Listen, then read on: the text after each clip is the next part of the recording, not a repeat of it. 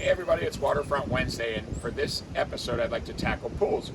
I'm at a new listing on the Magothy River, and this homeowner called me about selling the home. She told me all the features of the home, and she said, and I have a swimming pool. And I said, yes, that is the reason we're going to sell your house. There's three main reasons why waterfront home buyers love pools. Number one, the emotional side of it. They envision a lifestyle that's going to be fun and outdoors and coming off the boat and jumping in the pool and having barbecues with their friends. The second reason is financial. It's a lot better to be able to roll in a $200,000 capital expenditure into the mortgage rather than having to pay for it after the sale out of pocket cash.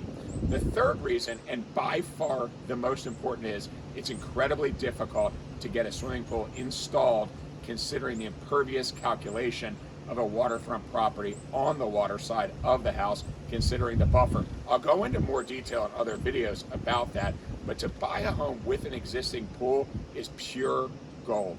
Thanks so much. Hope you've enjoyed this. Call with any questions you may have about waterfront topics in Anne Arundel County. Bye-bye.